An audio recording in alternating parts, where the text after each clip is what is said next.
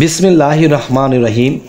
হে সমস্ত জগতবাসী, হে মুসল্লিগণ, হে মোত্তাকিগণ, হে মুমিনগণ, হে পৃথিবীতে সমস্ত আল্লাহর সাধনাকারী এবং সাধকগণ, আপনাদেরকে সামনে রেখে আজকে এই আলোচনাটি নিয়ে আসলাম যে আল্লাহ কোরআনের মধ্যে এমন কিছু বাদ রাখেনি যে আমরা সেই সুযোগ সুবিধা থেকে বঞ্চিত হব। সমস্ত কিছুই আল্লাহ দিয়েছে, আমাদেরকে কখনোই আল্লাহ কোনো দিক দিয়ে বঞ্চিত করেননি। তবে কোরআন থেকে স্বপ্নের ব্যাখ্যা যদি আমরা বুঝে চলতে পারি তাহলে ইনশাআল্লাহ আমরা ইহকাল ও পরকালে জয়লাভ করব। তবে আজকের এই আলোচনাটি অবশ্যই মন দিয়ে শুনবেন, যেহেতু আল্লাহর কোরআন থেকেই বলা হচ্ছে। সেটি হলো, দেখুন, কেউ যদি স্বপ্ন দেখে যে সূরা আল মুনাফিকুন এটা পড়তে স্বপ্নে দেখেছে, কেউ বেশি অর্ধেক পড়তে স্বপ্নে দেখেছে, কেউ অল্প কিছু পড়তে স্বপ্নে দেখেছে, তাহলে এই স্বপ্নের ব্যাখ্যাটি কি হবে? এই ব্যাখ্যাটি হবে সে নেফাক বা কুটিলতা বিমার থেকে তিনি মুক্তি পাবে। আলহামদুলিল্লাহ। এই স্বপ্নের তাবিরগুলো যারা শোনে এবং মুখস্থ রাখে, নিশ্চয়ই তার জীবনে এমন কোনো ঘটনা ঘটবে, তখন এই ঘটনার সাথে এই স্বপ্নের সাথে তার জীবনের মিল পড়ে যাবে। তখন তিনি আনন্দিত হবে যে হ্যাঁ, এটি জেনেছি বলে আজ আমি বুঝতে পেরেছি এবং আমার সামনে পথ চলা আমার এরকম হবে, সুন্দর হবে, আল্লাহর পছন্দনীয় হবে। এরপর বলবো, যদি কেউ স্বপ্ন দেখে যে সূরা আত-তাগাবুন এটি পাঠ করতে দেখে স্বপ্নে, তাহলে এর ব্যাখ্যা কি হবে? এর ব্যাখ্যা হবে সে সঠিক পথের উপর অটল থাকবে এবং ঈমানের সাথে তার মৃত্যু হবে। এই কথাটি দুইবার বললাম যাতে করে মানুষ মনে রাখে। এবার আসি, কেউ যদি স্বপ্ন দেখে সূরা আত-তালাক বা এর কিছু অংশ স্বপ্নে দেখেছে, সে পড়তেছে, তাহলে বাস্তবত ঘুম থেকে উঠে আপনি কি ভাববেন? এটা কি দেখলেন? এর কি ব্যাখ্যা হবে? এর ব্যাখ্যা হবে তা স্বামী স্ত্রীর ঝগড়া অবশেষে তালাকের প্রতি ইঙ্গিত করবে এবং সে স্ত্রীর মোহরানা আদায় করবে।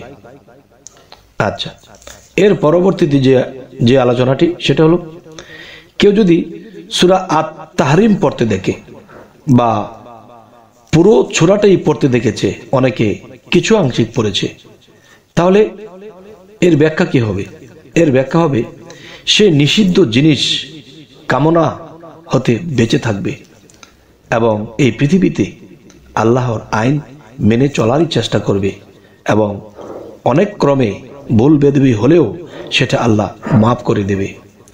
আচ্ছা, এখানে আরো একটি আলোচনা আপনাদের সামনে। যদি কেউ স্বপ্নে দেখে সূরা আল মুলক, এই মুলক সূরাটি যদি কেউ স্বপ্নে দেখে সে খুব সুরের সাথে পড়তেছে, হয়তো বাহ্যিকভাবে তিনি সুর করে পড়েন না, কিন্তু সেখানে তিনি দেখতেছে সুর করে পড়তেছে, তাহলে এর ব্যাখ্যা কি হবে? এর ব্যাখ্যা হবে তার ধন সম্পদ অধিক হবে এবং আখিরাতের কল্যাণ লাভ করবে।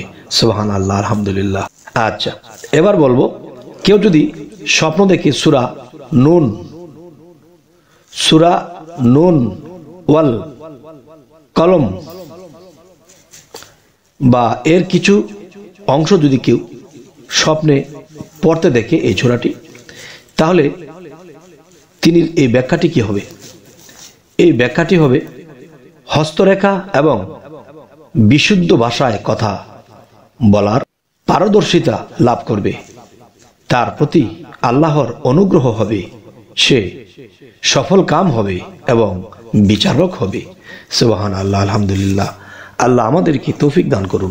এবার আসি, কেউ যদি সূরা আল হাক্কা বা এর কিছু অংশ পড়তে দেখে বা পুরো সূরাটি পড়তে দেখে, হয়তো পুরো সূরাটি অনেকেই পড়তে দেখেন না, যেহেতু স্বপ্ন দীর্ঘ হয় না, তাই বলবো কি, সে সত্যের উপর প্রতিষ্ঠিত থাকবে, তাকে আহত করা বা তার অঙ্গ প্রত্যঙ্গ কর্তন করার সম্ভাবনা রয়েছে। তবে এই জিনিসটি বোঝানো হলো কি, সেই মানুষটি আল্লাহর পথে দাবিত ঠিকই থাকবে, প্রতিষ্ঠিত হবে, কিন্তু তার অঙ্গ প্রত্যঙ্গ কর্তন করার সম্ভাবনা রয়েছে। এরকম স্বপ্ন যদি কেউ দেখে, তাহলে অবশ্যই সূরা আল হাক্কা এটা যদি কেউ দেখে, তাহলে তিনি অবশ্যই আল্লাহর কাছে ক্ষমা চাইতে হবে যে হে আল্লাহ, তুমি এই সূরাটি তো তোমার, কিন্তু আমি যদি এরকম কোনো বিপদগ্রস্ত হয় যে আমার অঙ্গ প্রত্যঙ্গ বিচ্ছেদ হতে পারে, তাহলে সে হইতে তুমি আমায় রক্ষা করো।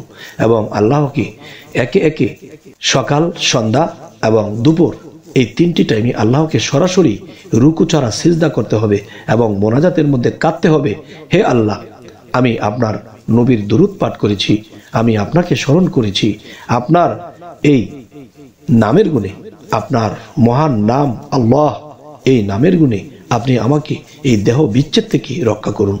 তখন আল্লাহ এই সূরাটি তাকে পড়তে দেখিয়েছে এবং এই ইঙ্গিতটি করেছে, তাহলে বুঝতে হবে যে আল্লাহ অবশ্যই দয়াশীল, মায়াশীল, আল্লাহ তাকে সেটা থেকে বাঁচিয়ে দেবে। সুবহানাল্লাহ, আলহামদুলিল্লাহ। এবার আসি, কেউ যদি সূরা আল মাআরিজ পড়তে দেখে স্বপ্নে, তাহলে কি বুঝবেন? এটি বুঝবেন যে সে নিরাপত্তা ও সাহায্য লাভ করবে এবং জয়ী হবে, মানুষের কাছে সম্মানী হয়ে থাকবে এবং সেই সম্মান হবে হকের পথে, এবং আল্লাহ তাকে হাসরের দিনও জয় করে দিবে যদি তার জায়গায় তিনি অটল থাকতে পারে। এবার আসি, কেউ যদি সূরা আন-নূহ বা এর কিছু অংশ পড়তে দেখে, তাহলে কি বুঝবে? তিনি এটি বুঝবেন যে স্বপ্নের ব্যাখ্যাটি সে সৎ কাজে আদেশ ও মন্দ কাজে নিষেধকারী হবে এবং শত্রুদের উপর বিজয় লাভ করবে। সুবহানাল্লাহ, আলহামদুলিল্লাহ। এবার আসি, কেউ যদি সূরা জিন বা এর কিছু অংশ পড়তে দেখবে, সে জিনের অনিষ্ট অত্যাচার হতে নিরাপদ থাকবে। সুবহানাল্লাহ, আলহামদুলিল্লাহ। এবার আসি, কেউ যদি সূরা আল মুজাম্মিল পড়তে দেখে বা কিছু অংশ পড়তে দেখে স্বপ্নে, তাহলে এই স্বপ্নটির ব্যাখ্যা কি হবে? এর ব্যাখ্যা হবে তাকে তাহাজ্জুদ নামাজ পড়ার তৌফিক দেওয়া হবে। আলহামদুলিল্লাহ, আলহামদুলিল্লাহ। এবার আসি, কেউ যদি সূরা আল মুদাসসির কিছু আংশিক পড়তে দেখে কিংবা বেশিরভাগ পড়তে দেখে, তাহলে এর ব্যাখ্যা কি হবে? এর ব্যাখ্যাটি হবে তার জ্ঞান বৃদ্ধি ও অভ্যন্তরীণ চরিত্র উত্তম হবে এবং খুবই ধৈর্যশীল হবে ও কৃতজ্ঞ হবে। তার রিজিকের সংকীর্তনা, তার রিজিকের সংকীর্ণতা দেখা দিবে, তবে আল্লাহ তাআলা তা দূর করে দিবেন। আলহামদুলিল্লাহ। এবার আসি, কেউ যদি সূরা আল কিয়ামাহ বা এর কিছু অংশ স্বপ্নে পড়তে দেখে, তাহলে এটির ব্যাখ্যা কি হবে? এটির ব্যাখ্যা এটি হবে যে সে মিথ্যা শপথ গ্রহণ করা হতে বেঁচে থাকবে এবং কখনো সে শপথ গ্রহণ করবে না। তাহলে বোঝা গেল এই পৃথিবীতে আমরা বেঁচে আছি, বাঁচতে গেলে আমরা নির্বোধের মতো আমরা কাজ করি খাই, হালাল হোক বেহালাল হোক একরকম চলছি, কিন্তু আল্লাহ যে আমাদের আখিরাতের পথ ক্লিয়ার করার জন্য এত সুন্দর স্বপ্নের ব্যাখ্যা কোরআনের মধ্যে রেখেছে, তাহলে এগুলো কিন্তু আমরা মেনে চলি না, যার ফলে আমরা দিন দিন অধপতন হয়। তাই বলবো কি, হে সমস্ত জগতবাসী, যে আরো একটা কথা আপনারা আমাকে বলতে পারেন যে আপনি জগতবাসী কেন বলেন? দেখুন, আল্লাহ কিন্তু এই কোরআনটা মানব জাতির জন্য প্রেরণ করেছেন, যে শুধু ইসলাম ধর্মের জন্য নয়, সকল মানুষের জন্য। আর সকল মানুষ কিন্তু এক এক ধর্মে আছে, যে যেই ধর্মেই থাকুক, এই কোরআনটি মানব জাতির জন্য। কোনো ধর্মের নির্দিষ্ট করে দেওয়া হয় নাই যে শুধু মুসলমানেরাই পড়বে। এই কোরআন সমগ্র মানব জাতির জন্য। তাই আমি বলি, হে সমস্ত জগতবাসী, যে শুনবেন তারই কাজে লাগবে।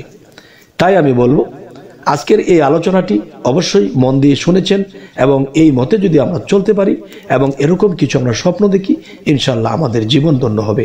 এবং আমাদের চ্যানেলের আলোচনা যদি আপনাদের ভালো লাগে, অবশ্যই সাবস্ক্রাইব করে রাখুন, পরবর্তীতে যেন আরো ভালো আলোচনা এনে দিতে পারি। সকলেই ভালো থাকবেন।